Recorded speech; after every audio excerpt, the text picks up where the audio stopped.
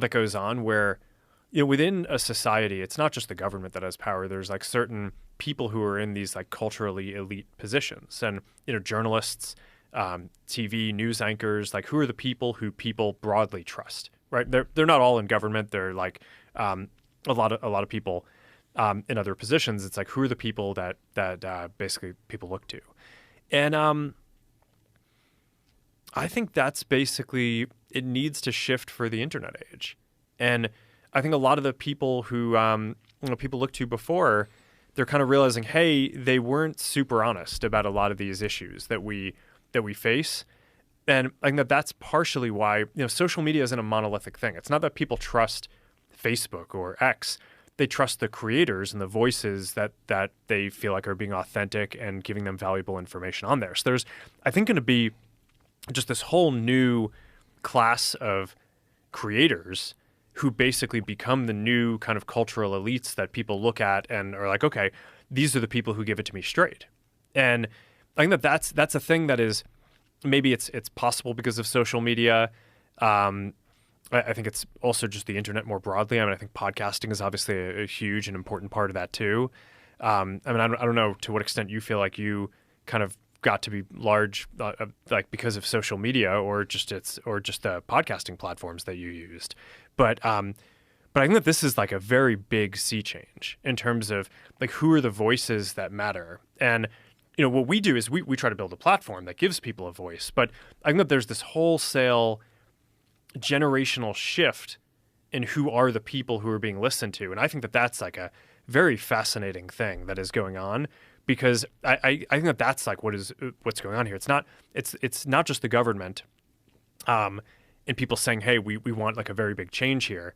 I think it's just like a wholesale shift in saying we just want different people who we actually trust, right? Who are actually going to like tell us the truth and not give us like the bullshit opinions that you're supposed to say, but like the type of stuff that I would actually like when I'm sitting in my living room with my friends, like the stuff that we know is true. Like who are the people who kind of have the courage to actually just say that stuff?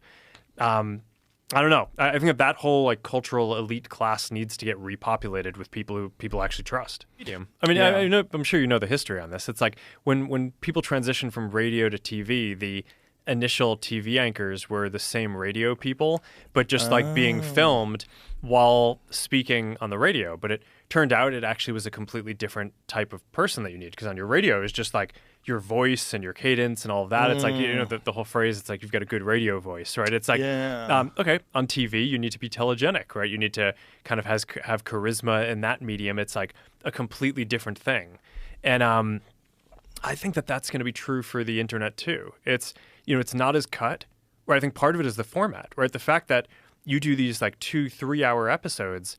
I mean, I hated doing TV because, I basically I started Facebook when I was 19, and I was good at some things, very bad at others. I was good at coding and like real bad at kind of like talking to people and explaining what I was doing. And I just like had these experiences early on where I'd go on TV and like it wouldn't go well, and they'd cut it down to some random soundbite, and I'd like look stupid, and then basically like I'd get super nervous about like going on TV because I knew that they were just going to cut it in some way that I was going to look like a fucking idiot, and so I'm just like, this sucks, right?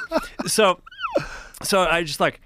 It's kind of a funny thing about like, it's like in some ways it's like, okay, at the same time I was, gaining confidence, being able to like build more and more complicated products. And it's like, even as an early 20s person, I was like, I could do this. And then on the kind of TV and comms public side, I was like, this is a disaster. Every time I go out, it's worse and worse and worse. And it just gets so, but I mean, it's one of the reasons why I think on the internet, like, there's no reason to cut it to a 4-minute soundbite conversation. It's like, I think part of what makes it authentic is like, we can just, I mean, these are complex issues. We can unpack it for hours and probably still have hours more stuff to talk about. I don't know. I think it's just more real. Also, like when you're having a conversation, I don't know. It's like when you start talking about something, your kind of subconscious kicks in. You start thinking about the topic. So it's like you might not actually have the thing that you want to say until like 5 minutes later. Right. And Right. I mean, it's like when we started this conversation, I think like the first few minutes were like just kind of slow. It's like warming up. Like Yep. I'm like, okay,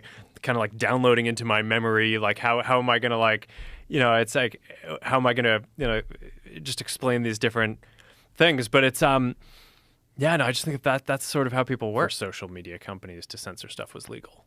I mean, it's like I Right. mean, there's all this stuff about what, like, people talk about the First Amendment and okay, these tech platforms should offer free speech like the First Amendment. It's that I think is a philosophical principle. The First Amendment doesn't apply to companies in our content moderation. It's more of an American ethos about how we think that best dialogue is carried out. But the First Amendment does apply to the government. That's like the whole point, right? Is the government is not allowed to censor this stuff. So at some level, I do think that, having people in the administration calling up the guys on our team and yelling at them and cursing and threatening repercussions if we don't take down things that are true is like, the material is public. I mean, Jim Jordan led this whole investigation in Congress. I mean, it was basically, I think about this as like, what Elon did on the Twitter files when he took over that company. I think Jim Jordan basically did that for the rest of the industry with the congressional investigation that he did. And we just turned over like all of the documents and everything that we had to them, and they basically put together this report. And as much as it was just like government meddling where it shouldn't have. But yeah, no, I mean, I'm talking about the Hunter Biden laptop tougher for me story. to say, like what specific retribution or justice should happen to anyone who is involved in these things. But I think your point about let's make sure this doesn't happen again is the one that I'm more focused on. Right? Because then it's the thing that I reflect on my journey on all this, which is like, okay, yeah, so we didn't take down the stuff that was true, but we did generally defer to the government on some of these policies that in retrospect I probably wouldn't, knowing what I know now. And I just think that's sort of the journey that we've been on, is like, okay, we start the thing focused on free expression, go through some like pretty crazy times in the world, get it pressure tested, see where we basically ended up doing stuff that led to a slippery slope that we weren't happy with the conclusion, and like try to reset. And that's sort of the moment that we're at now, is trying to just rationalize a bunch of the policies. And look, I mean, obviously crazy things can happen in the future that might unearth something that I haven't, some kind of angle on this that I haven't thought enough about yet. So I don't know, I'm sure I'm not done making mistakes in the world. But I think at this point, we have a much more thorough understanding of what the space is. And I think our kind of values and principles on this are likely going to be much more durable going forward. And I think that that's probably a good thing for the internet. I've been talking to him for a while about that. I mean, he's like, talk about like an amazing entrepreneur, right? Yeah. It's like, I just want, like, because I control our company, I have the benefit of not having to convince the board not to fire me, right? It's like a normal corporate environment. It's like basically the CEO just tries to like, they're just trying to convince the board to like let them have their job and pay them more. It's like, all right, the board doesn't pay me except for security. And I'm not worried about losing my job because I control the majority of the voting in the company. So I actually get to use our board to like have the smartest people who I can get to have around me help work on these problems.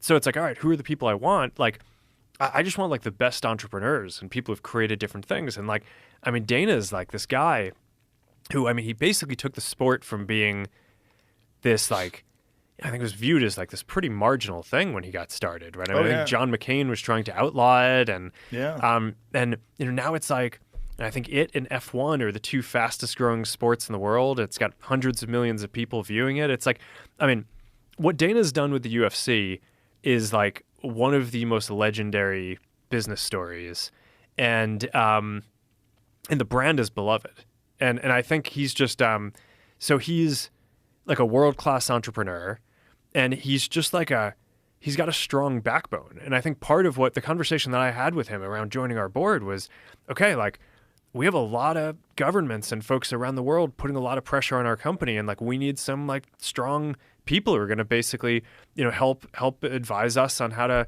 handle some of these situations. And And so, yeah, that's, but yeah, I mean, running this company is not for the faint of heart. I mean, there's definitely a lot of pressure from like all these different governments. And then it's like, okay, I could spend all my time doing that, but I'm not even a politician. Like I just want to spend my time building things. Right. So, but when I started training, not just jujitsu, but striking, I was like, all right, I want to find a way to do this where I don't like hurt my brain. Right. It's like, all right, like I need to, I'm going to be running this company for a while. I would like to, like, stay healthy and not take too much damage.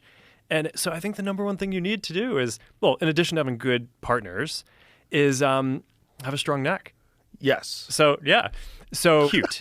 I think it's like sometimes you have someone trying to choke you unconscious slowly over a multi-year period, and that's business. But but no, I think that sometimes in business the cycle time is so long that it is very refreshing to just have a feedback loop that's like, oh, I like had my hand down, so I got punched in the face. It's like that's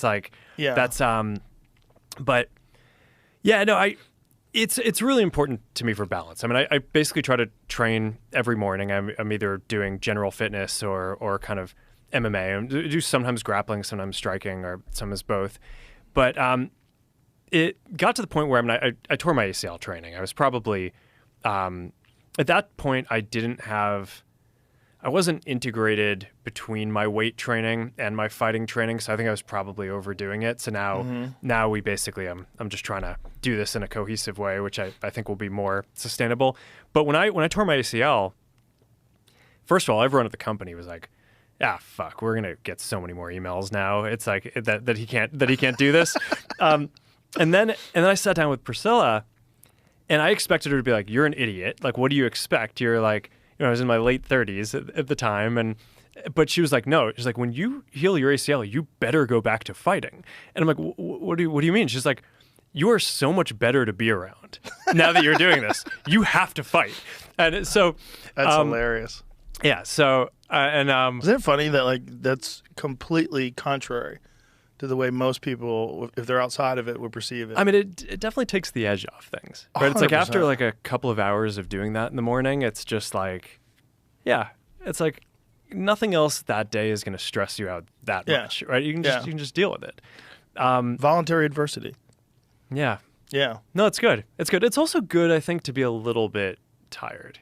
Like I love that feeling of just like, you're not like exhausted. And sometimes you get a session and you just go so hard and I need to like just go to sleep or something. But it's great. I mean, it's opened a lot of how I think about stuff. I mean, it is just interesting when your point about like having a pill that allows you to just kind of know that you have this kind of physical ability. It's a superpower. It's interesting because I do think a lot of our society has become very like, I don't know, I don't even know the right word for it, but it's like kind of like neutered or like emasculated, and there's like a whole energy in this that I think it is very healthy in the right balance. I mean, I think part of the reason, one of the things that I enjoy about it is I feel like I can just like express myself, right? It's like when you're running a company, people typically don't want to see you being like this ruthless person who's like just like, I'm just gonna like crush the people I'm competing with. but when you're fighting, it's like no, that's like, so I think you're rewarded. I think in some ways when people see me competing in this sport, they're like, oh no, that's the real Mark. It's like, because it goes back to all the media training stuff we were talking about. When I'm going and giving my sound bites for 2 minutes, it's like, no, it's like, fuck that guy. It's like, that's the real one. But it's a good crew. I mean, when I got hurt, I really kind of missed the guys I trained with. I mean, it's like Dave has put together this group. It's basically these like all these young pro fighters who are kind of like up and coming, like kind of early 20s, but they've only been doing it for a few years. So like I've been doing it for a few years. So that way it's like we kind of have a more similar level of skill, and they're all better than me. But in terms of, I was in my late 30s and they're in their early 20s. It was sort of like they're kind of coming into becoming men. I'm like sort of at the end of my physical peak, but it's like it's a really good crew. It's a good crew, and the competing thing is fun. I can't wait to get back to that too. I mean, it's like basically. I mean, I was also doing it was basically a group of pro fighters and then a handful of meta executives would do it. And basically we would just kind of like fight each other, and it would be fun. And then one of them decided one day that they're like, I think I'm getting pretty good at jiu-jitsu. I'm going to go to a tournament. And I was like, all right, good luck with that, bro. Like, I'm not going to go to a tournament. It's I don't want to go to a tournament and get embarrassed. It's like, but then so the guy goes to the tournament. He like does pretty well. I'm like, that guy? It's like okay. It's like we go all the time, and like, and if he's doing well in a tournament, that's like, all right, fine, sign me up, right? It's like, so it's just like super competitive. So this was like, when was this? It must have been, I don't know. I guess I rolled into this tournament, and I registered under my first and middle name, so people didn't know who I was. And I had like sunglasses and a hat, and I wore a COVID mask, and basically it was like, it wasn't until they called our names to step onto the mat that I was like, all right, take all the stuff off, and the guy was like, what? And that's kind of a cheat code. I mean, they kind of freak out. I think he was trying to figure out what was going on. Afterwards, his coach was like, I think that was Mark Zuckerberg who just submitted me. And the coach was like, no way. And it's like, no, I think that was. He's like, what? You're fighting Mark Zuckerberg? It's like, get back in there. It's like, go fight him. He's like, no, he just submitted me. It's